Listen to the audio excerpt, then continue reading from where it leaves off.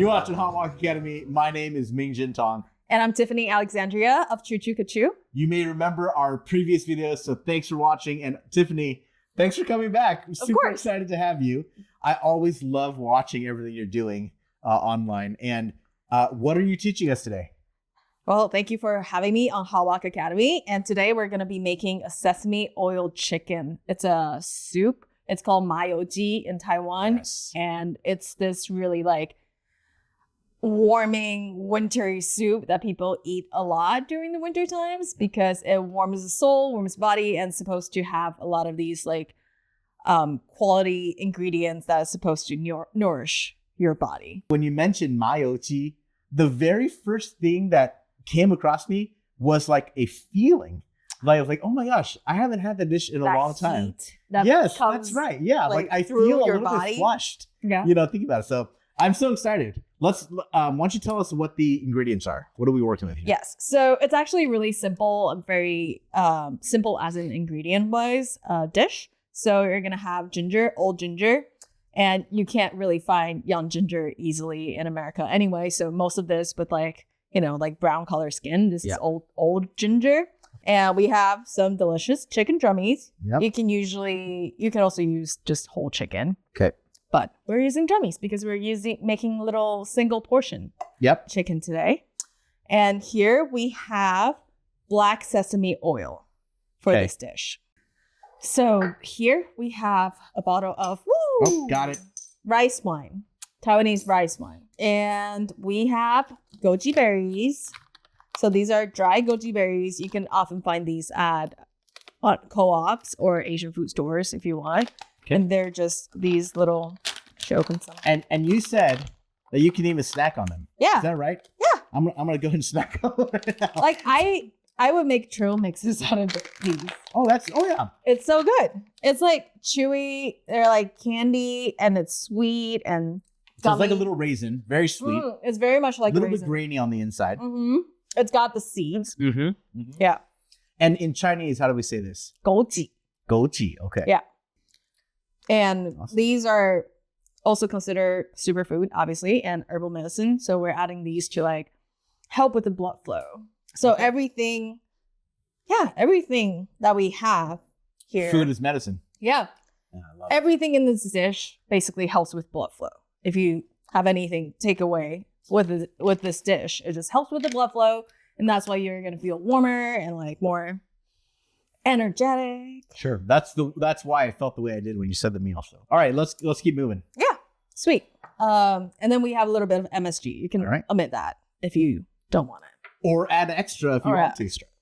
Yeah. And we got some noodles. And we have some noodles. These are called mianxian. So they are very thin noodles, and Mayo G is often paired with this type of thin noodles just to eat it as a bowl of really hot warming soup. Love it. All right. So you've already got the old ginger sliced, nice and thin. Got kind of a wafer paper thin, almost see-through here. Yeah. Yeah. Right. So it's pretty simple. We can show you how to do it. I like to create a flat surface, and you can do it with skin on and just thinly slice it. All right. Or if you have a mandolin, you could use that too. Yeah, and or you could not cut your fingers and not use a mandolin. Yes. I think I'm scared of the mandolin. I don't know if I've ever said that on this channel, but so Tiffany, for this Mayo G sesame chicken, the prep is pretty simple. I mean, all you've done really is get the chicken ready, and you've thin sliced your ginger. Yes. All right, great. That's really fantastic. And a lot of family do this in a wok too. So you can just cook everything in a wok instead of a pot. So flat bottom, round bottom makes no difference at this point. Okay. No. Round bottom's nice for pan frying ginger, actually. So what we're doing is we're going to put this on low heat. Okay. Because you don't want to burn the sesame oil. And then we're just using the black sesame oil. Generous portion of it. I would say just kind of enough to coat the bottom of the pan. Oh, thanks. And then we're just going to put our ginger slices in there. Great. Yeah. So you are not even necessarily heating your pan. You've got it on low heat, but at this point, the temperature of the pan itself is probably just above room temperature. I mean, it might be like 120, getting to like 150 right now, something like that. So it's pretty low heat because you don't want to, you want to extract all the flavor of ginger into the oil, but you don't want it to really like fry or burn. Yeah. Because we're using a flat bottom pan. So I'm trying to evenly put a layer in so they can all like fry evenly at the same time. So here we've got, this is about a 1/2 inch thick copper bottom on this, and that's distributing the heat really well as well. Nice. Yeah. And you said a second ago that you want to try to fry the ginger all the way until it's shriveled. Yes. Okay. I mean, this is a technique I've never seen before. Really? Yeah, using this much ginger and having it fry like this. Have you ever made Sanbei Ji? I have made Sanbei Ji, but maybe I've made it wrong. Who knows? You know? Oh no! So we're talking super low heat. Yeah. You don't want to bring the oil past its smoke temp. No. I mean, I see no smoke coming up here at all. You don't want that. So very low heat. And then what I'm also noticing is that your ginger, because you slice it so thin, it's already beginning to curl. Yes. And it's becoming pretty much dried out already. Yep. All that moisture is being evaporated. So we're kind of making ginger chips. Okay. Oh, wow. So we're drying it until it's like really, really shriveled and like chippy. Okay. That's where we want it. All right. So it's doing that. This part takes a long time, but I really enjoy this particular part of the process. I just love watching them like shrivel up and dry up. At this point, the ginger are browned and shriveled and chippy, and it's time for us to add our chicken. All right. You can just push the ginger aside and then add the chicken. So chicken right in. This is not brined or anything. No. Straight out of the packaging. Yep. All right. So this is a great, easy kind of one pot meal type of dish.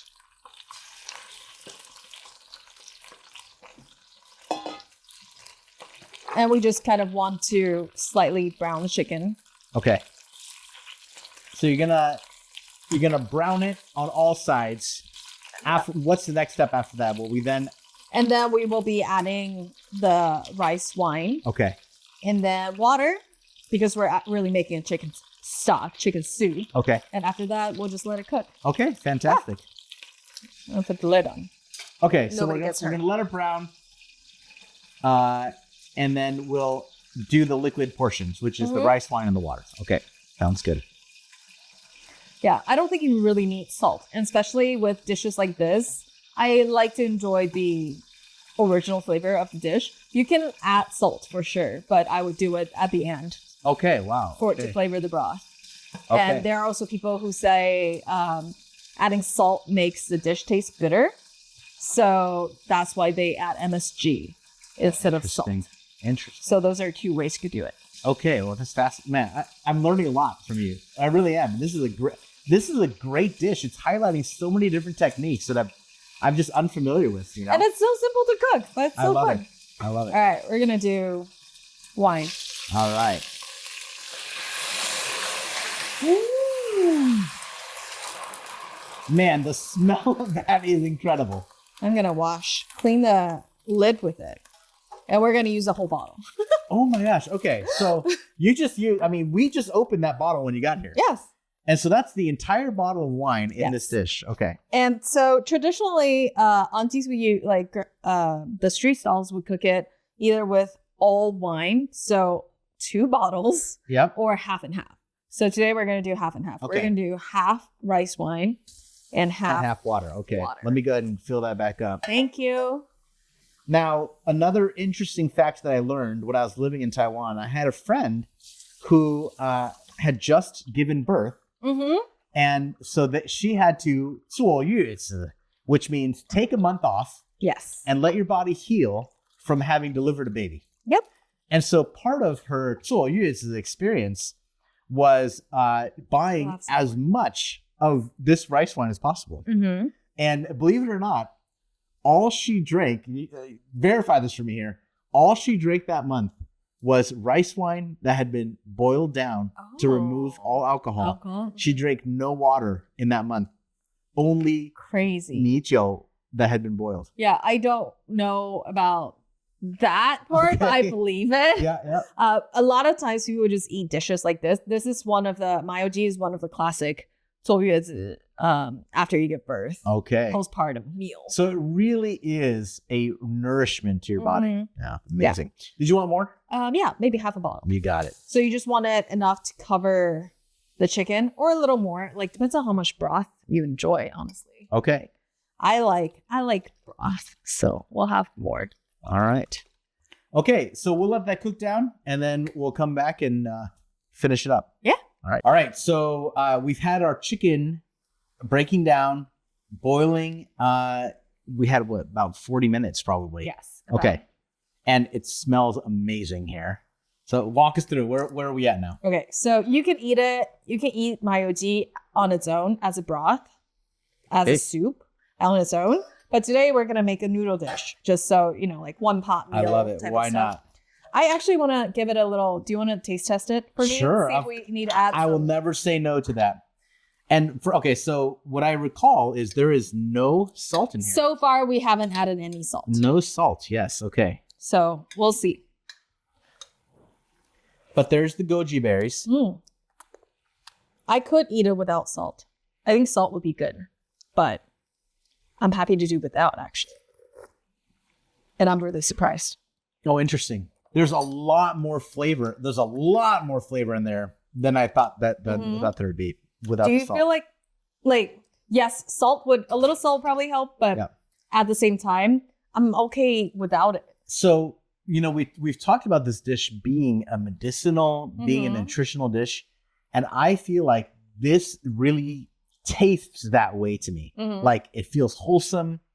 I'm really getting a lot of the goji berry flavor in there. Yeah.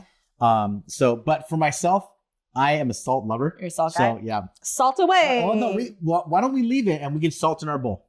We can do that too. Yeah, that's true. Bowl. And you talked about the noodles having a little bit of salt in themselves. Yes. So all right. So noodles are generally salted in the noodles, in the dough. Okay. So we're gonna use this really, really thin and skinny noodles. Yep.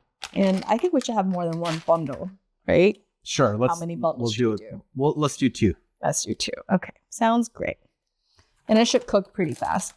Well, for the size, let's do 3 if we've got that. 3? If we've got that many. I've also noticed these noodles, they aren't dried noodles, but they seem to have some flexibility to them. Yes, so they're not completely like rock hard dry. I don't really know how they do look at this. Because so how they make these noodles traditionally is that they would have like 2 sticks and just kind of like pull it to like 2 ends. So that's why they're kind of longer.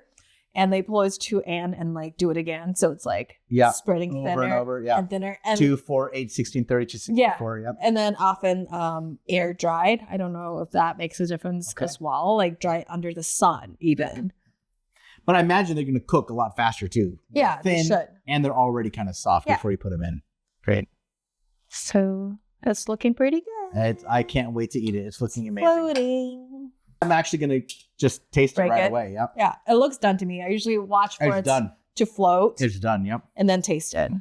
So my noodle cooking technique is pay attention. Do not pay attention. Yeah. That is my technique. Watch it, taste it, see. Because even now, even though we've turned off the fire, it's still cooking. Even though you took it out of the water, it's still cooking. That heat continues to act on the wheat. And it's going to continue to cook. So pull it out about 30 seconds to a minute before it needs to come out. And you'll get a great noodle texture. Okay, wow, that's a lot of noodles. Yeah. So, do you also forget noodles grow? Yeah, I did. And I would like to grow as well. So I'm going to eat a lot of these noodles. Okay. All right. There's a ladle. Okay, now, let's switch. No, you go ahead. You do the honors. Come in. Put the ginger and goji berries and all the broth in there. So you're using the ginger as not just an aromatic for seasoning or flavoring, but you're going to eat it. Honestly, we're going to eat the ginger. We can eat the ginger. I do know a lot of people pick it out, but I'm going to eat it. You do what you enjoy. You do what you enjoy, and I'm going to do what I enjoy, which is I don't actually know if I'm going to enjoy it. Yeah, try it. I normally take the ginger out. Mm-hmm. So we'll see. Chicken thighs. And are you dark meat or a white meat person? You know, it's funny. I would have answered exclusively dark meat, but when you came and showed me Taiwanese popcorn chicken, check out the video. I became converted. You became converted? It was to white meat? Not leaving or dark meat behind. Okay. No, not leaving it behind. But adding it. Adding, not leaving dark meat behind, but adding white meat. So, all right. Here we go. Give us the name of this dish one more time. Mayo G. Mayo G, and this is with the 面线. Yes, Mayo G 面线. All right. Wonderful. Well, thank you so much for showing it to us. Of course. And please like and subscribe. Check out Tiffany's channel, Choo Choo Ka-Choo. Follow her, learn from her. I'm learning so much from her. And please cook along with us. Let us know what you think. Thanks so much for watching. Tiffany, thanks for being here. Thanks for having me.